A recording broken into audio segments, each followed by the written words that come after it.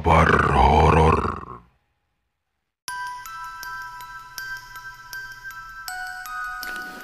Selamat malam Sobat Kahor yang berbahagia. Masih ditemani Bang Fawa.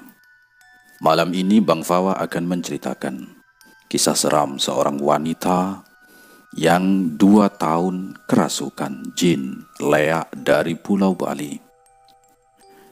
Oke, langsung saja, jangan kemana-mana. Jangan dipindah channelnya. Langsung saja kita ikuti ceritanya. Misteri kisah selam 2 tahun kerasukan jin leak dari Pulau Bali.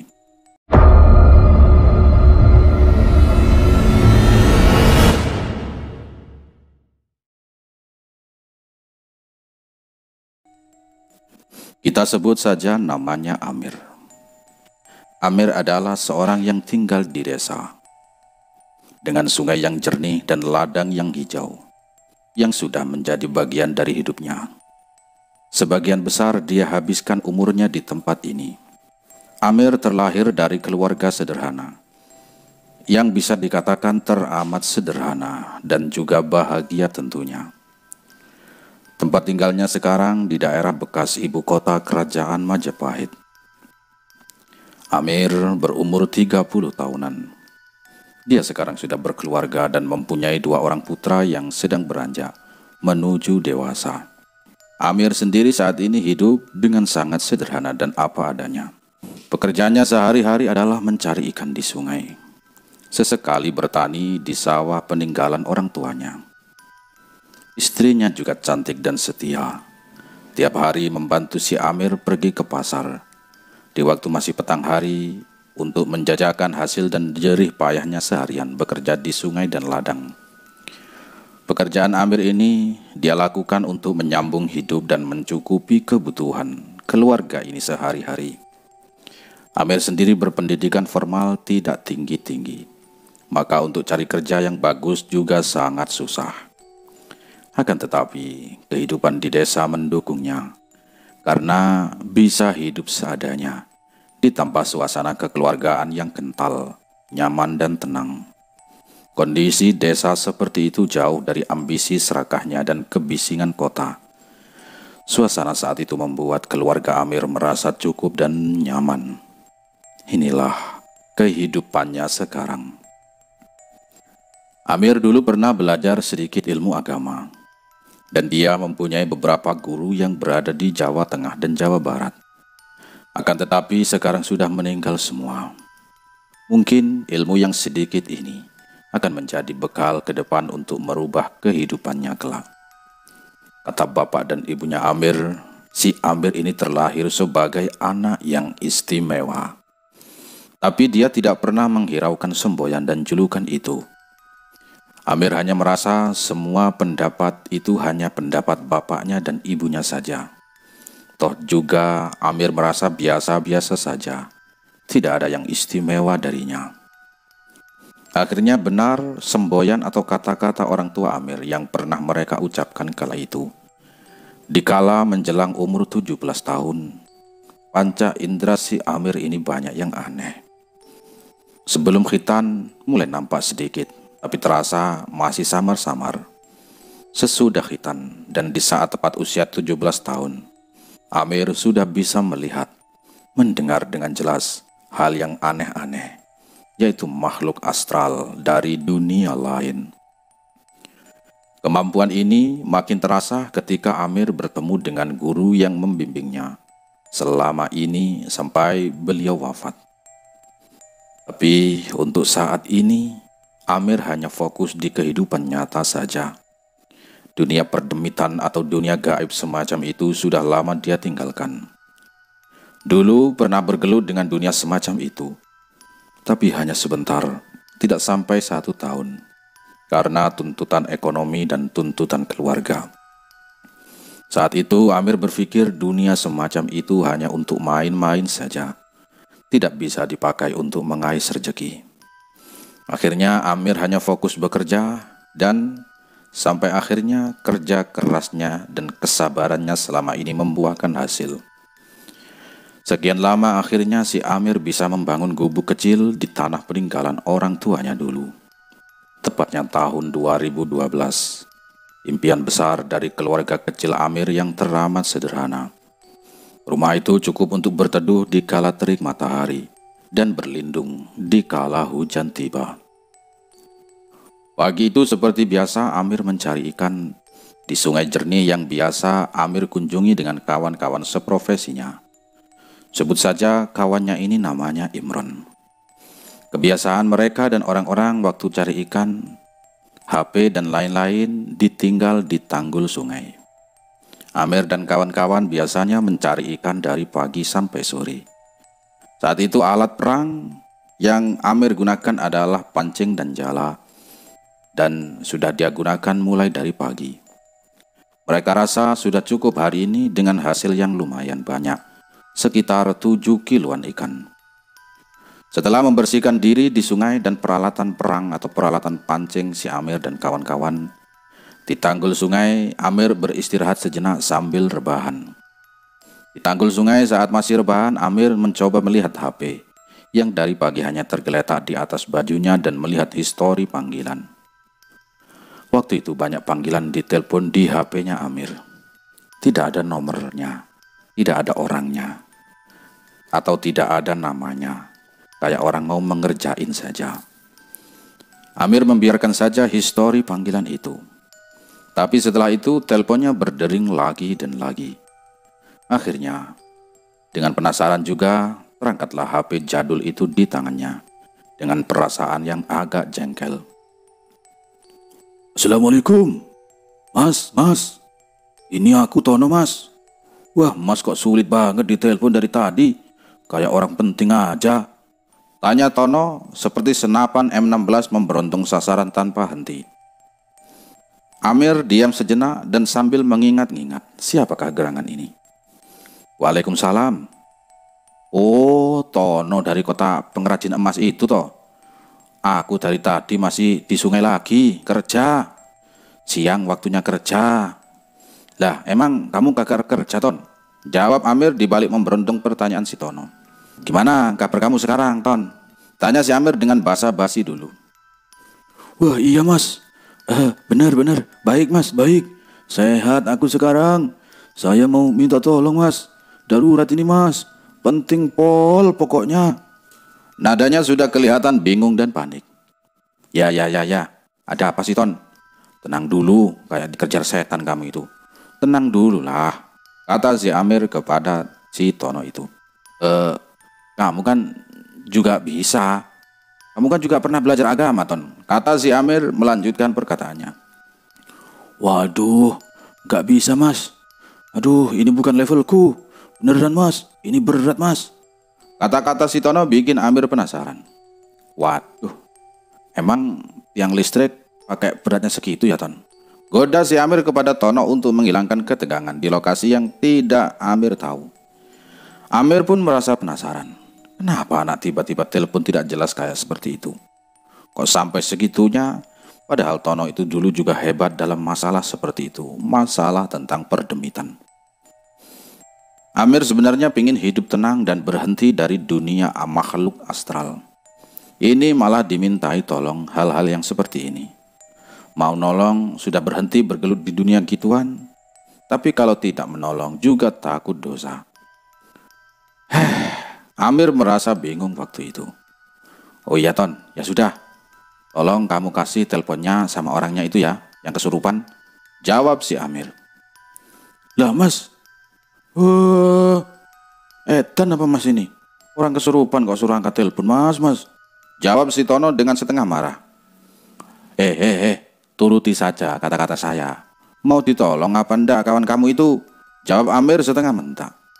Ya sudah, Mas, ya usah ini. Tono mengalihkan HP ke kawannya itu. Kemudian ganti ada sosok suara yang serak.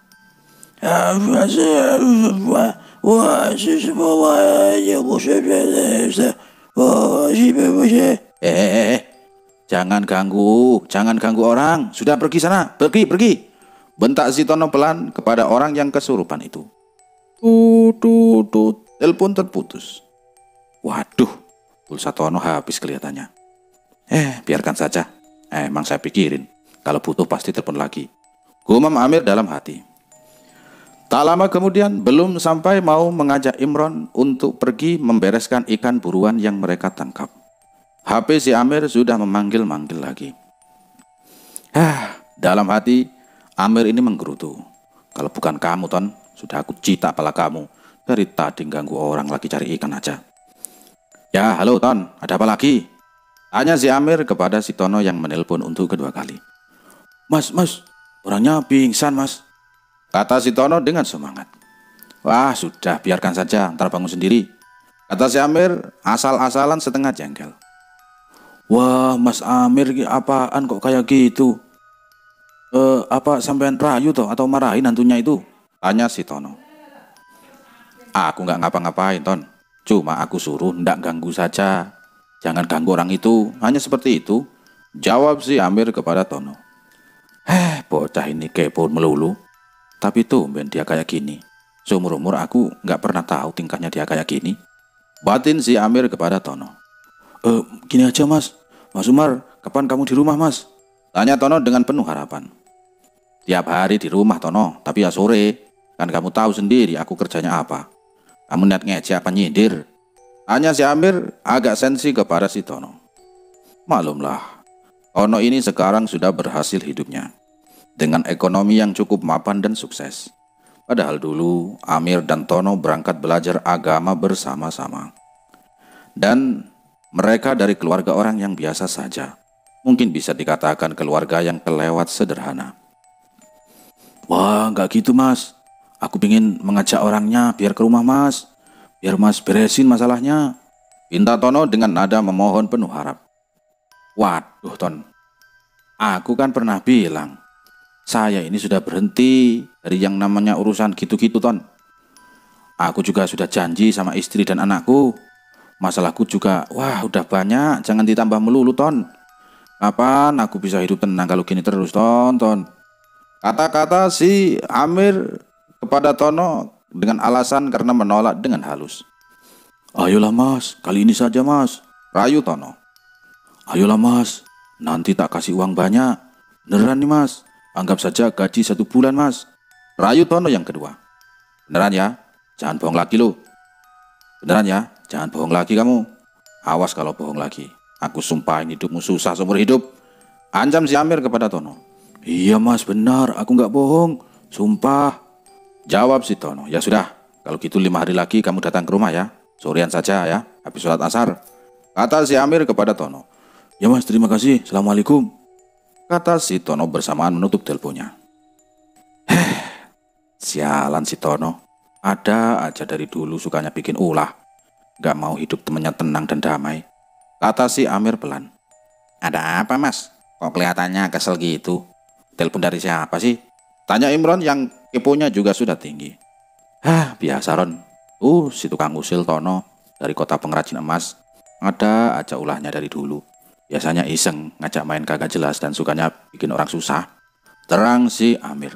Oh gitu Thomas, si Tono lagi, jawab Imron.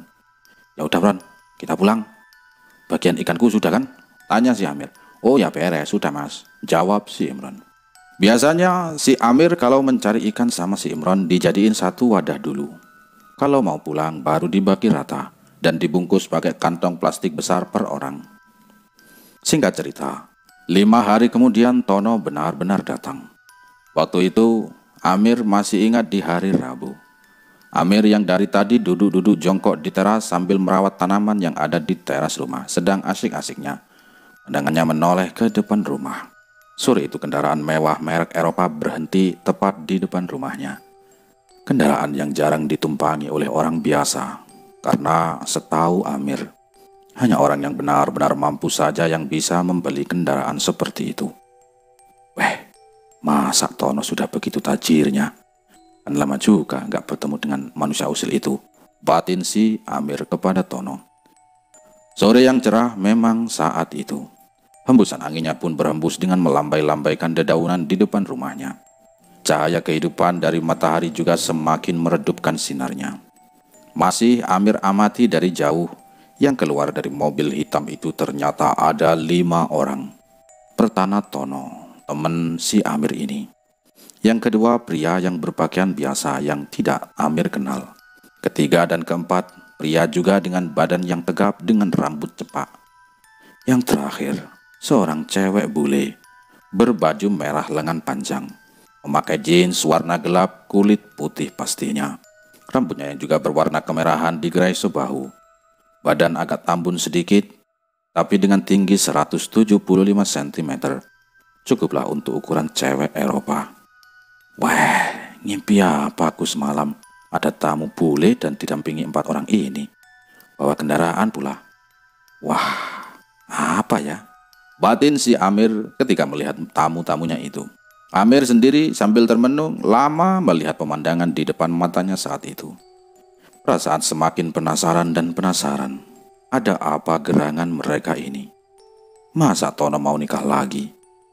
Atau jangan-jangan sudah dihamilin ceweknya itu? Si Amir disuruh jadi walinya. Batin si Amir. Gak ada pikiran yang positif saat itu kalau sama dengan temannya yang bernama Tono ini. Tapi sejak kedatangan mereka, Amir merasa aneh. Hawa jahat dan aura sangat kuat mengikuti mereka berlima. Masih Amir amati, si cewek bule jalan di belakang didampingi 2 orang tersebut. Sedang Tono dan supir berjalan di depan menuju rumahnya Amir. Amir berdiri di depan rumah sambil menyambut mereka. Aura itu mengikuti mereka sampai masuk ke dalam rumah. Benar-benar hawa setan tua yang ganas dan sangat mengerikan. "Assalamualaikum, saudara tua," kata Tono dengan senyumnya yang lebar. "Waalaikumsalam, Ton. Emang aku kera bertongkat pakai saudara tua segala?" jawab si Amir kesal. Sudah, ayo masuk dulu semuanya. Gak enak dilihat tetangga." Tono dan kawan-kawannya pun masuk, semua ke ruang tamunya Amir. Di rumah yang sangat sederhana, yang baru selesai dibangun belum seminggu. Semuanya duduk lesehan, maklum Amir belum punya kursi kala itu. Kursi saja belum dibeli, hanya tikar dari plastik warna hijau muda yang terhampar di ruang tamu. Sambil mempersilahkan mereka duduk, Amir ke dalam bikin minuman untuk para tamu yang aneh ini. Setelah itu, Amir keluar membawa nampan berisi kopi dan teh, serta cemilan sisa-sisa lebaran. Tak lupa, Amir menyuguhkannya selayak hamba kepada rajanya. Di ruang tamu, Tono duduk berhadapan dengan Amir. Sedang sebelahnya kelihatannya tadi sopirnya. Dan cewek bule tersebut ada di sebelah samping kiri Amir didampingi 2 pria yang berpakaian batik. "Mas, sebelah saya ini namanya Mas Andi, ajudan, dan juga orang kepercayaan kakek neneknya Mbak itu," kata Tono sambil menunjuk cewek bule yang berada di sampingnya Amir. Diiringi anggukan kepala dan senyum tipis dari Mas Andi itu. "Dan itu namanya Mbak Ane. Untuk di samping kanan kirinya itu bodyguardnya Mbak Ane," kata Tono lagi sambil menunjuk dengan jari telunjuknya. Kedua bodyguardnya hanya mengangguk, sedangkan Ane sendiri hanya diam dengan tatapan yang kosong. "Mbak Ane ini dari Eropa loh, Mas," kata Tono meyakinkan si Amir.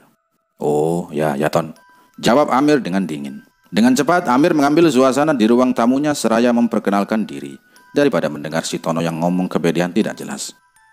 Mas Mbak, nama saya Amir," kata si Amir sedang memperkenalkan diri. Kira-kira ada masalah apa ya? Dan apa yang terjadi dengan semua ini?" tanya si Amir kepada semua yang berada di ruang tamunya itu. Waktu itu suasananya Tono dan Mas Andi saling berpandangan, memainkan kode untuk siapa yang pantas menjelaskan semua kejadian yang ia alami selama ini. Dengan sigap, Mas Andi langsung mengambil suasana di ruang tamu.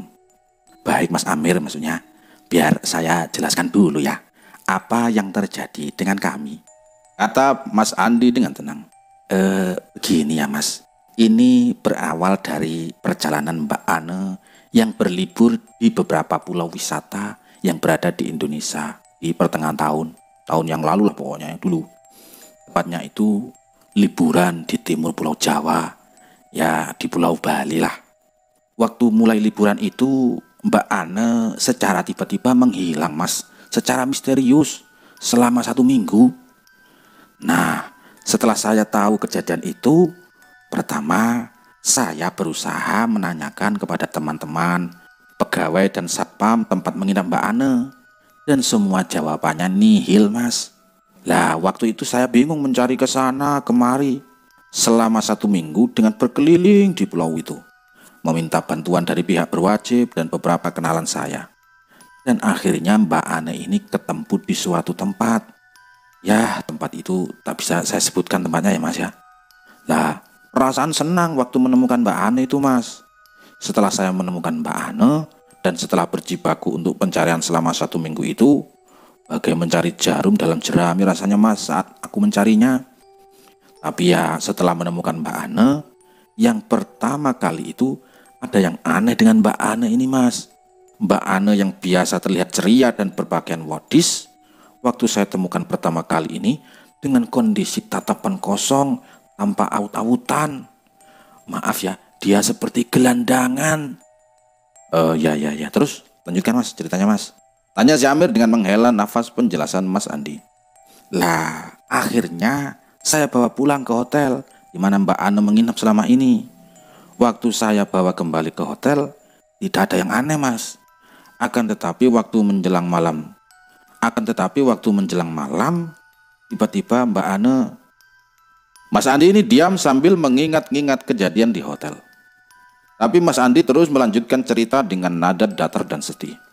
Mbak Ane yang sebelumnya duduk dengan tatapan kosong, bangkit berdiri dengan mata melotot, Mas. Lidah dijulurkan dan kedua tangannya bergerak seperti orang menari-nari. Lah, dari situlah saya mulai ketakutan. Bingung.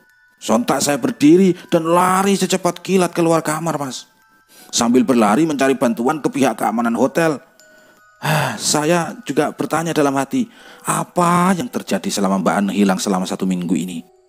Apa saja yang dilakukan? Lah terus, kejadian itu kapan, Mas? Tanya si Amir lagi-lagi dengan penasaran memotong ceritanya. Sudah 2 tahun yang lalu, Mas. Jawab Mas Andi dengan putus asa dan bermuka sedih. Suasana di ruang tamu seketika hening. Amir juga terdiam memikirkan dan mencoba menebak apa yang terjadi di dalam cewek bulit cantik ini. Terus gimana lagi, Mas? Tanya Amir dengan nada pelan kepada Mas Andi sambil mencerna kisahnya di otaknya waktu itu. Lah, sehabis kejadian di hotel itu, saya bawa periksa Mbak Ane ke rumah sakit. Ya dengan meminta bantuan security hotel. Saya sendiri kan gak kuat, Mas. Badan Mbak Ane juga gede gitu. Setelah saya periksakan ke salah satu rumah sakit terbaik di pulau itu, jawaban dokter sungguh membuat saya kecewa, Mas. Karena jawabannya adalah, untuk kondisi Mbak Ane sehat dan baik-baik, hanya kelelahan saja. Dengan tenangnya jawaban itu keluar dari mulut dokter muda itu. Masa, Mas, ada orang yang tingkahnya berubah secara aneh, dan tingkahnya berubah tiba-tiba kok dibilang sehat hanya kecapean. Ya, dalam hati waktu itu penuh curiga dan tak terima atas persepsi dokter muda itu. Dari jawaban di rumah sakit pertama, saya memutuskan untuk pindah berobat ke rumah sakit lain, Mas. Dengan rekomendasi resepsionis di rumah sakit pertama tadi. Dan lagi-lagi jawaban yang saya dapat sama dari rumah sakit kedua, ketiga, dan seterusnya di pulau itu. Hanya kecapean. Sampai akhirnya saya bawa ke rumah sakit di Pulau Jawa, Mas. Karena saya beranggapan rumah sakit di Jawa lebih baik mungkin. Ya, tapi saya lagi-lagi kecewa, Mas. Karena hasilnya pun sama dengan rumah sakit di pulau sebelumnya. Sebenarnya saya juga sempat kepikiran, Mas, untuk membawa Mbak Ane ke orang pintar di sana. Tapi namanya orang bule, Mas. Masa percaya sama bangsa klenik dan ilmu gituan? Akhirnya ya saya juga capek, Mas, karena sudah berbulan-bulan. Sudah sangat banyak rumah sakit yang dikunjungi. Akan tetapi ya tiada hasil, Mas. Kebetulan waktu itu masih di Jawa Timur. Di rumah sakit terakhir kami kunjungi sebelum ke pengobatan alternatif. Saat itu ada seorang dokter, Mas, menyarankan kami ya membawa ke pengobatan alternatif atau orang pintar lah dan sejenisnya. Lah, dari sini saya bisa membuat alasan kepada kakek neneknya Mbak Ane itu untuk pengobatan alternatif. Dan untungnya mereka menyetujuinya. Pada akhirnya saya mencoba memulai ke orang pintar di sisi timur pulau ini. Terus gimana hasilnya, Mas? Tanya Amir lagi memecahkan penjelasan sang ajudan Mbak Ane itu. Pertama, saya ke orang pinter ini mas dan dideteksi. Ternyata ada sosok hantu dengan klasifikasi sejenis leak. Tapi orang ini ya pada akhirnya angkat tangan mas, dengan alasan makhluk di tubuh Mbak Ane terlalu kuat. Saya saat itu down dan bingung mas, mau cari di mana lagi. Tapi berbekal info dari orang pintar pertama tadi, saya mulai mencari informasi pengobatan alternatif, dukun, orang pinter, kiai dan sejenisnya lah. Karena saya kasihan Mbak Ane mas, semakin lama semakin sering kambuh penyakitnya. Dengan kondisi seperti itu, saya putuskan untuk menyewa pengawal. Karena saya takut kalau sendirian menghadapi ini dan tidak kuat tenaga saya menahan Mbak Ane saat kambuh. Itulah alasan saya bawa rekan bodyguard ini kemanapun saya pergi saat ini. Karena setiap Mbak Ane kambuh, dia langsung marah-marah gak jelas, serta berlarian dengan mata melotot dan kedua tangannya menari-nari selayaknya leak sedang berpesta. Ya, dengan bantuan mereka minimal saya bisa mengkondisikan keadaan Mbak Ane saat kambuh mas. Ya. Terus kakek nenek Mbak Ane gimana mas? Tanya Amir karena penasaran keluarganya tidak ada yang mendampinginya saat sakit seperti ini. Ya, saya tetap berkomunikasi sama mereka mas. Mereka di benua biru. Setiap perkembangan saya laporkan ke mereka. Beberapa kali mereka juga ikut menemani untuk pengobatan Mbak Ane. Tapi karena faktor usia, akhirnya mereka menitipkan Mbak Ane kepada saya mas. Dengan berat hati dan kasihan juga, akhirnya saya mencoba membantu dengan mengabdikan diri untuk merawat dan mencarikan pengobatannya sampai sembuh. Mereka juga mengusahakan mencari info untuk pengobatan cucu kesayangannya, kata si ajudan Mas Andi itu. Lah terus untuk pengobatan alternatif sudah sampai kemana saja mas? Tanya Amir dengan santai. Wah, insya Allah seluruh wilayah Indonesia yang ada orang pengobatan medisnya alternatif, dukun, kiai, orang pintar yang terkenal sudah kami datangi mas. Kami juga sudah mencari pengobatan di beberapa negara, kata si Andi. Amir yang awalnya tenang mendengarkan, kaget dan shock mendengar pengakuan si Mas Ajudan ini. Wajah penasarannya penuh tanda tanya muncul karena rasa keputusasaan mereka. Spontan bibir Amir ini berucap, Loh, sudah sejauh itu ya mas? Memang sudah berapa banyak yang dikeluarkan biaya untuk semua itu mas? Tanya Amir kepada Mas Andi. Wah, saya juga tidak tahu mas. Untuk masalah biaya nggak pernah mikir mas, dan nggak usah dipikir. Kakek neneknya Mbak Ane dari kalangan orang berada kok. Intinya ingin cucu kesayangannya segera sembuh. Jelas Mas Andi. Amir terdiam, masih bingung dan berpikir setelah mendengar info sedikit dari Mas Andi. Apa yang diperbuat makhluk itu sampai 2 tahun bersarang di tubuh putihnya Mbak Ane itu. Ia juga sudah berjuang berkeliling Indonesia dan beberapa negara juga mencari pengobatan dari medis dan non-medis. Sungguh luar biasa. Mas, mohon diam sebentar ya. Perintah Amir setengah melirik ke Mbak Ane yang masih setia dengan tatapan kosongnya. Rasa penasaran yang semakin membesar akan keberadaan makhluk dalam tubuh Mbak Ane waktu itu. Akhirnya Amir putuskan untuk mencoba melihat apa yang tersembunyi di dalam tubuh gadis bule itu. Amir duduk bersila dengan tangan dilipat ke depan. Dia taruh di atas paha. Sedangkan mata Amir terpejam sebentar. Dengan cara ini, Amir bisa melihat dark side Mbak Ane secara utuh. Dengan cepat, khodam atau kembarannya Amir keluar dari tubuhnya dan mencoba melihat dengan jelas apa yang ada di tubuhnya. Benar-benar terlihat jelas sosok leak yang benar-benar menyeramkan. Sesuai kata Andi waktu dia pergi ke orang pintar. Dengan lidah merahnya menjulur ke depan 1 meter, digawangi taring yang panjang di kedua sisi bibirnya yang kecoklatan. Dengan mata menyala yang melotot, rambut yang panjang sampai lutut berwarna putih kekuningan yang jelas acak-acakan rambutnya. Tangan dan kaki ditumbuhi kuku yang panjang kuning kehitam-hitaman. Badannya sebagian ditutupi kain motif hitam putih kotak-kotak, diikat kain merah di pinggangnya. Sangat mengerikan sekali waktu ini. Waktu Amir melihat dengan jelas, dia hanya bisa geleng-geleng kepala. Pertama kali Amir mencoba berinteraksi dengan melambaikan tangan dan mengucapkan salam untuk menyapa baik-baik berulang kali. Akan tetapi, leak ini tidak merespon. Hanya diam dengan raut wajah dipenuhi kebencian dan kemarahan yang terlihat. Saat diamati, lebih jelas leak ini terlihat sangat tua umurnya dan berilmu tinggi. Terbesit dalam otak Amir untuk menganalisa asal-usulnya. serta apa kelemahan makhluk ini.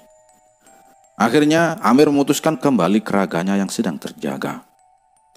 Nanti saja buat PR untukku sendiri saat tamuku sudah pulang, batin si Amir.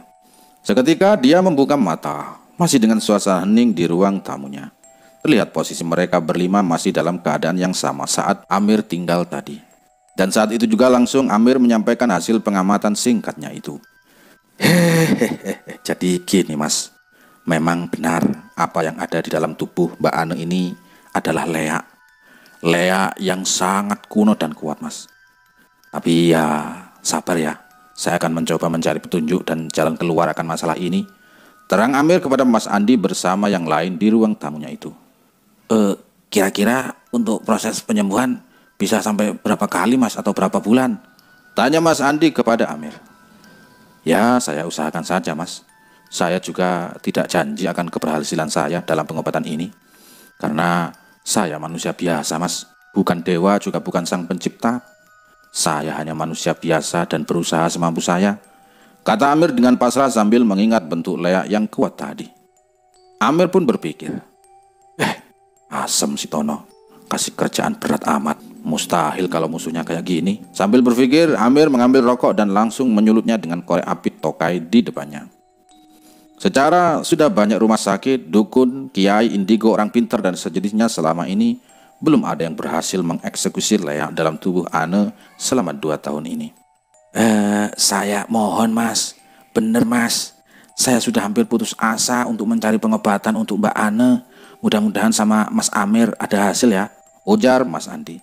Iya mas, doakan saja, jawab Amir singkat. Begini Mas Amir, saya kasih info ke Mas Amir. Sejak kejadian sakitnya Mbak Ane ini, terjadi kebuntuan dari pengobatan medis dan non-medis. Akhirnya kakek dan nenek Mbak Ane itu memutuskan membuat sayembara. Kira-kira ya 1,5 tahun yang lalu lah mas. Sayembara itu isinya ialah bagi siapa saja yang bisa menyembuhkan cucu kesayangannya akan diberi imbalan uang rupiah ya, sekitar 1 triliun mas. Kata-kata Mas Andi dengan nada merayu dan meyakinkan si Amir ini.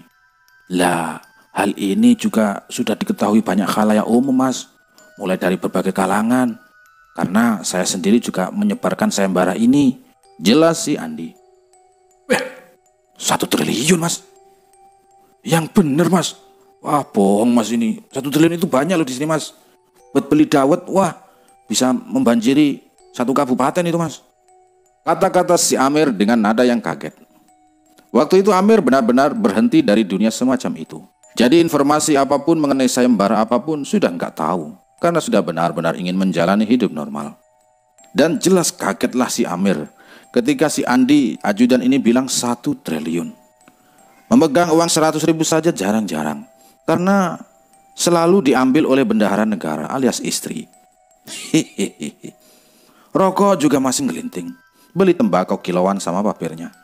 Tapi ya tetap itu bisa bahagia. Benar mas, jawab Mas Andi sambil mengeluarkan cek berwarna biru muda. Kata temannya Mas Amir yang kerja di bank, itu adalah cek khas milik bank yang ditempati kerja salah satu teman saat itu. Karena tiap bank warna cek atau BG beda-beda. Dan beberapa lembar kertas dari tas kecilnya tertulis nama Ane Van Versi. Ditujukan untuk titik-titik-titik nama pemenang sayembara. Masih kosong, beserta tanggal yang belum diisi. Hibah, itu adalah kata yang memudahkan untuk kirim uang dalam jumlah besar. Dari perusahaan otomotif asal Bavaria dan perusahaan terkaya saat ini nomor 2 di dunia untuk beberapa majalah dan berita online. Amir sendiri melihat dengan kepalanya tidak percaya begitu saja dengan tulisan di cek itu. Melihat tulisan yang tertera di cek bank persemakmuran Eropa tersebut tertulis nominal angka nolnya 12 digit alias 1000 meter. Masih geleng-geleng kepalanya Amir sambil menikmati rokok dan menemui hal mustahil pertama kali di dalam hidupnya. Mimpi apa lagi nih tonton? Sudah kedatangan bule cakep, masih single, tajir pula, pikir si Amir waktu itu. Sayembara usang tanpa pemenang. Amir juga sangat heran. Sehebat itu leak ini hingga pengobatan yang dilakukan sampai ke seluruh negeri ini belum membuahkan hasil. Dan mulai saat itu, Amir sudah berniat dengan segala cara akan membereskan masalah ini sesuai janjinya pada Tono. Mas, siapa sebenarnya Mbak Ane ini kok kayak amat ya, sampai segitunya kakek neneknya? Oh, sebenarnya kakek dan nenek Mbak Ane ini adalah salah satu pemilik perusahaan otomotif terkenal di Eropa sana, Mas. Kalau uang yang dibuat sayembara itu sebenarnya tidak seberapa dengan harta dan aset yang dimilikinya saat ini. Mereka lebih sayang kepada Mbak Ane selaku cucu dan kesayangannya dan penerus usaha keluarga tersebut, karena kedua orang tua Mbak Ane sendiri sudah tidak ada. Mungkin nanti hadiah yang diberikan akan ditambah jika dirasa Mas Amir bisa berhasil menyembuhkan Mbak Ane. Jadi nilai sayembara itu tinggi karena selama ini belum ketemu obatnya gitu, Mas? Tanya Mas Amir yang mendesak ke Mas Andi. Ya betul, Mas, jawab Mas Andi singkat. Gila, leak macam ini bernilai amat tinggi. Benar-benar harta sudah tak berharga lagi waktu itu. Tapi kalau posisi Amir jadi Ane, mungkin Amir ini pasti juga akan melakukan hal yang sama. Hal ini mungkin juga semua orang di dunia juga akan melakukan hal yang sama kepada anak dan cucu-cucunya jika keadaan sudah seperti ini. Mata Amir melirik Tono yang bengong, lihat Amir mengobrol dengan Andi. Amir juga penasaran sebelumnya Tono ini sudah ngapain saja bersama si Ane. Ton, kamu kemarin-kemarin sudah ngapain aja sama Mbak Ane? Setengah curiga si Amir bertanya kepada Tono. Maklumlah Tono ini rada mesum orangnya. Nggak apa-apa, Mas. Aku pertama ketemu sudah langsung coba mengobati pakai caraku. Ya nggak tega juga lihat si Ane sudah lama kayak gini. Terang Tono yang sok suci. Oke. Kalau begitu sementara aku percaya. Tapi awas kamu ya. Kalau beda sama yang kamu omongin barusan. Apalagi kalau kamu mengambil kesempatan dalam kesusahan ya. Nadanya si Amir setengah mengancam Tono dengan usil. Amir melihat Andi dan kedua bodyguardnya hanya senyum melihat ancaman Amir kepada Tono. Ayo, Mas, kamu bunuh setan yang di tubuh Ane itu. Soalnya kemarin aku coba dengan caraku. Wah, aku hampir mati dibuatnya, Mas. Kata Tono dengan dendam membara saat ritualnya dipecundangi leak sialan ini. Ya Ton. Aku juga sudah banyak yang lupa untuk ritual kayak gini. Aku coba ingat-ingat bentar ya. Goda si Amir kepada Tono yang sambil tersenyum. Asem sama ini, Mas. Mesti gitu dari dulu sama aku. Iya ya, Mas, nanti tak kasih hak sampean. Tapi nanti kalau mau pulang, kata Tono dengan kesal. Ya Ton, lagian kamu sih Ton. Dari dulu suka ngerjain aku. Salah sendiri kalau sekarang ada yang balas. Kata si Amir yang cuek. Iya, Mas Amir ganteng, aku selama ini banyak yang salah, Mas. Kata Tono yang memelas. Tiba-tiba Tono meninggi dan marah. Orang sakit jangan bercanda mulu, ntar setannya makan kita semua. Amir hanya senyum-senyum melihat tingkah Tono aslinya keluar. Ton, saya ambil wudhu dulu. Kata si Amir sambil keluar untuk berwudhu di musola depan rumah. Selesai berwudhu, Amir kembali ke tempat duduknya semula. Dalam angan-angannya masih berandai-andai, sejenak antara percaya dan tidak percaya yang barusan dia lihat tadi. Tapi itu bagus untuk semangat baru, yaitu untuk memperbaiki ekonomi keluarga Amir yang selama ini kelewat sederhana. Bisa dikatakan kelewat miskin. Tanpa basa-basi lagi, Amir akan mencoba mengeluarkan iblis bertaring itu. Coba sekarang mas-masnya semuanya diam dan tenang ya. Termasuk kamu Ton. Dan perhatikan Mbak Ane ya. Jika Mbak Ane berontak atau lari, tolong dicegah dan pegang yang erat.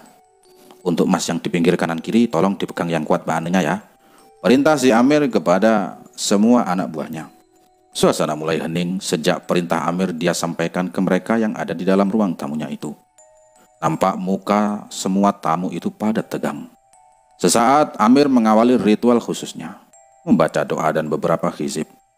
Sekarang, Amir sudah siap dengan segala kemungkinan yang akan terjadi.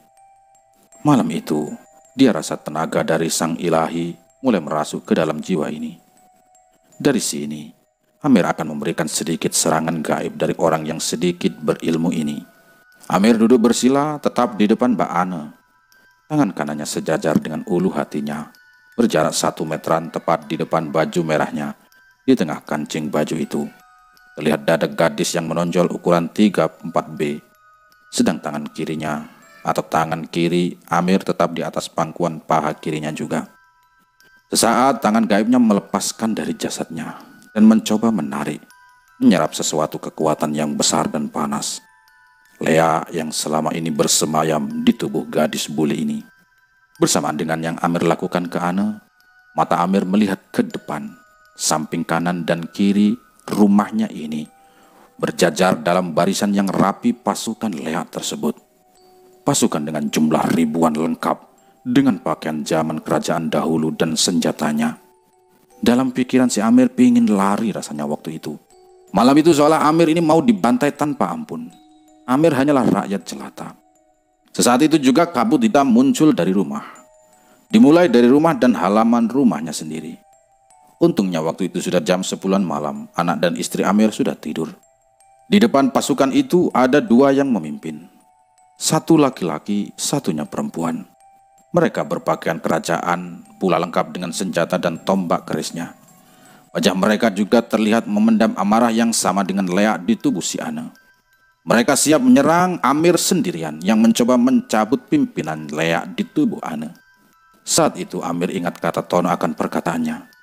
Benar kata Tono, kalau situasinya begini, nyawa si Amir pertama kali akan terancam. Suasana, aura dan suhu di ruang tamunya Amir ikut mendadak semakin panas.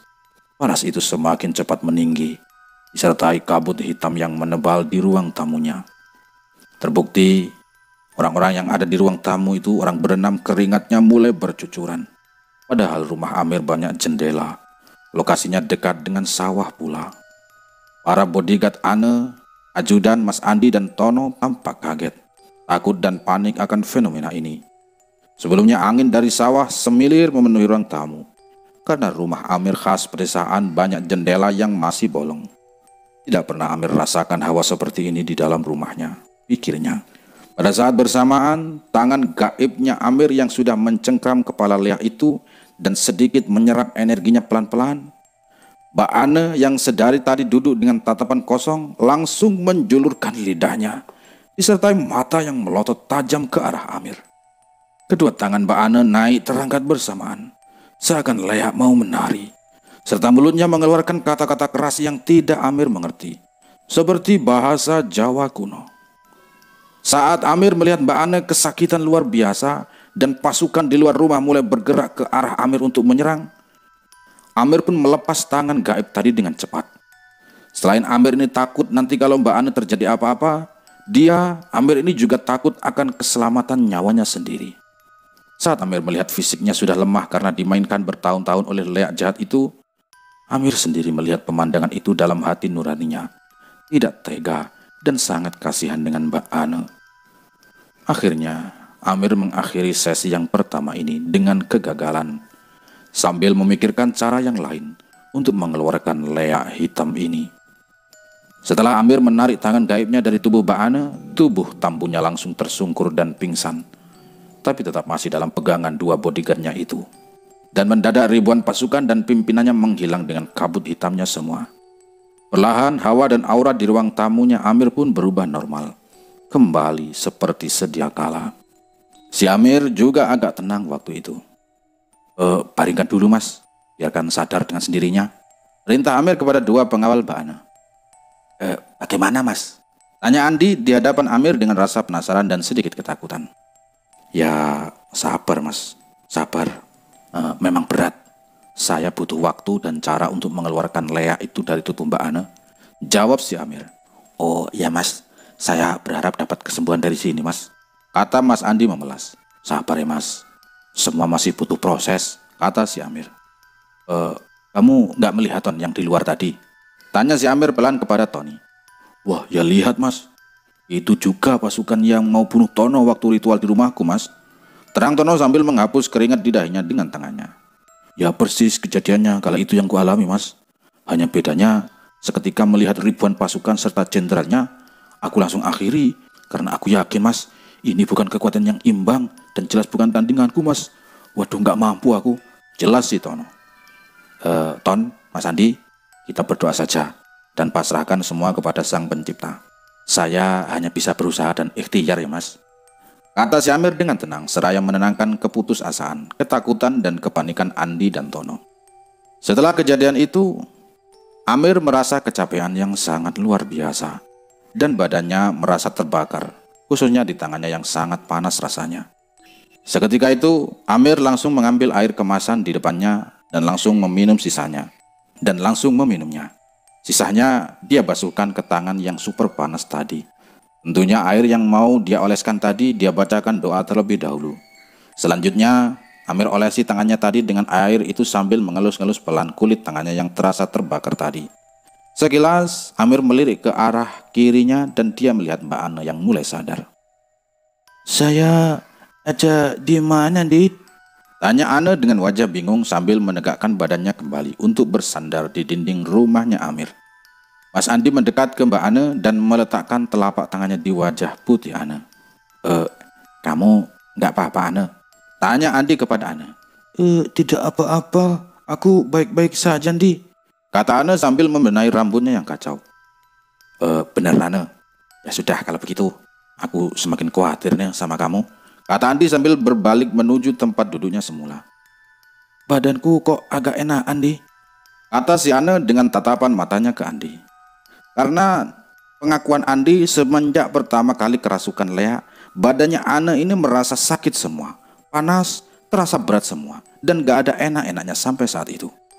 Apa yang kau lakukan terhadapku, Di? tanya si Ane. Kami habis melakukan pengobatan untukmu, ne. Dan Mas Amir ini nih yang mencoba mengobatimu.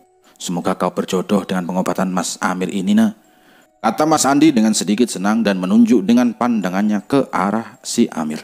Suasana di ruang yang sebelumnya tampak tegang dan menyeramkan sudah berubah dan cair dengan pengakuan Ane karena merasa ada secercah harapan. Harapan kesembuhan untuk gadis Eropa yang kaya raya tapi sedang sakit. Raut muka wajah Ane seketika langsung memandang Amir dengan senyum. Spontan tangannya menyodorkan ke arah Amir, meminta berjabat tangan dan ingin mengucapkan terima kasih dan berkenalan. Karena kondisi Ane dari awal masuk rumahnya Amir ini sudah bengong saja, tidak ingat apa-apa. Bapak yang barusan mengobatiku? Tanya si Ane pelan. Iya, Mbak. Gimana, Mbak? Sudah ada perubahan? Tanya si Amir kepada Mbak Ane. Ada, Mbak. Badanku sudah agak enakan, kata si Ane. Alhamdulillah, jawab si Amir singkat. Mas Amir, baru kali ini pengobatan model kayak Mas membawa banyak perubahan. Karena dari awal saya tahu persis kondisi Mbak Ane, Mas, kata si Andi dengan serius.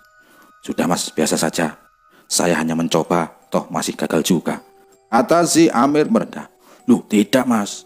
Selama ini saya lihat dan rasa cara Mas Amir yang paling beda dan paling signifikan untuk perubahan Mbak Ane, kata Andi dengan nada meyakinkan. Ya, anggap saja kebetulan, Mas. Saya hanya berusaha kok. Masalah hasil ya sang penciptalah yang menentukan, jawab si Amir kepada Andi. Waktu tak terasa sudah malam. Waktu itu sudah jam 23 waktu Indonesia Barat atau jam 11 malam. Dan ritual kecil sudah Amir akhiri. Ane yang selama ini jadi mayat hidup sudah mulai bisa senyum dan ingatannya kembali meskipun sedikit. Suasana hangat malam itu disertai canda dan godaan Tono pada Ane, gadis bule cantik itu. Selang beberapa menit mereka berpamitan pulang dan berjanji akan kembali 1 minggu lagi. Tak lupa Amir dan Andi sang ajudan saling tukar nomor HP untuk berjaga-jaga dan memastikan kemungkinan kalau Ane kambuh, Andi bisa langsung telepon si Amir. Mereka pulang dan Ane hanya senyum-senyum tipis tersirat di wajahnya sambil melirik ke arah Amir. Tono tak lupa meninggalkan amplop yang diperoleh dari Andi yang tebal. Masih Amir ingat, lumayan banyak. Cukup untuk tidak kerja ke sungai 1 bulan, sesuai janji Tono. Setelah sedan hitam seri S kelas Eropa pergi dari halaman rumah Amir, Amir menutup semua jendela dan pintu rumahnya. Tapi hal aneh muncul lagi. Selang 1 jam mereka pergi semua. Amir masuk rumah dan melihat istri dan kedua anaknya badannya panas semua. Mereka bertiga mengenakan selimut bersama. Amir sejenak diam dan memandangi mereka. Sedih rasanya, demi menolong orang, keluarganya sendiri menjadi korban. Saat itulah tak terasa air mata Amir menetes karena keluarganya sendiri menjadi korban. "Bu, kenapa ibu ini?" tanya Amir pada istri kesayangannya. "Anu Pak, badanku panas semua Pak. Ini anak-anak juga tuh." Karena semua sudah pada pakai kompres di kepala istri dan kedua anaknya. "Bapak beliin obat di apotek kecamatan ya Pak," minta istrinya Amir. Padahal Amir sudah tahu ini semua adalah efek dari hawa jahat lihat tadi. Dia pun berpikir, mulai Tono, Andi dan bodyguardnya apa gak ikut sakit sampai rumah. Tapi biarkan saja. Kalau ada apa-apa juga pasti dia akan menelpon. Waktu itu seluruh badannya Amir juga masih terasa panas sebenarnya. Apalah arti semua ini demi keluarga, meski sakit pun tak apa-apa. Demi anak istri akhirnya Amir pun berangkat mencarikan obat untuk keluarganya di rumah. "Ya Bu, sabar ya Bu, sebentar, Bapak carikan obat dulu," jawab si Amir. Setelah mencarikan obat dari pusat kecamatan, Amir langsung pulang dan memberikan obat itu kepada istri dan kedua anaknya. Amir ingat hawa aura ini, dan aura ini pasti aura jahat Leha tadi. Akhirnya Amir memutuskan saat itu juga untuk mengambil air dan dia bacakan ayat-ayat suci serta beberapa amalan lain. Amir menyuruh semua anggota keluarganya minum dan mengoles ke beberapa bagian tubuh mereka. Sambil duduk di sebelah istrinya bersandar di tembok, dengan melihat kedua anaknya yang kembali tidur sehabis minum obat yang dia berikan. Setelah itu mereka tidur semua. Dan tak terasa suara tarhim musola depan pun membangunkan mereka. Amir dan istrinya masih di ruang tengah menunggu mereka yang dalam masa pemulihan. "Bu, untuk sementara waktu ibu tinggal di rumah bapak ya, di rumah mertua saja ya, untuk keamanan ibu dan anak-anak," kata Amir mengawali pembicaraan. "Maafin bapak sudah melanggar janji untuk tidak kembali ke dunia persetanan itu," kata Amir pelan dengan nada penyesalan. "Loh, makanya tiba-tiba kok aku bertiga bisa jadi panas semua Pak. Jadi semalam bapak ritual lagi. Memang sampean gak sayang sama keluarga Pak. Ingat Pak, anak kita masih kecil-kecil. Kalau ada apa-apa, ibu gak sanggup. Kalau gak ada bapak," kata istri Amir mulai marah dan sedih. Bukan begitu Bu," sergah si Amir. Akhirnya Amir menjelaskan semua permasalahan yang dihadapi bule itu dan keluarganya. Dengan bahasa penjelasan mendayu-dayu dan tentunya enak didengar sesekali, dan rayuan akan imbalan yang besar, Amir lontarkan kepada istrinya itu yang akan diterima jika berhasil. "Oh, jadi gitu ya Pak. Ya kalau begitu nggak apa-apa sih. Tapi uangnya sekarang mana Pak?" Ya sama mak kalau tahu masalah uang mukanya berubah hijau. Apalagi masalah mau dapat uang banyak, pikir si Amir. Tahu saja kalau tadi malam dapat uang agak banyak. Akhirnya Amir menyalahkan amplop putih yang masih utuh, tanpa mengambil sepeser pun. Istri Amir pun membuka dan memberikan beberapa lembar untuk operasionalnya sehari-hari. "Terima kasih ya Bu," jawab Amir sambil memasukkan beberapa lembar uang pecahan 100 ribuan ke dompetnya. "Tapi awas Pak, jangan macem-macem. Soalnya kemarin malam sempat lihat bulenya Pak. Aku juga lihat Pak. Cantik orangnya ya Pak," kata istrinya Amir yang agak cemburu. Enggak lah Bu. Aku niatan cuma menolong doang. Itu pun karena paksaan Tono.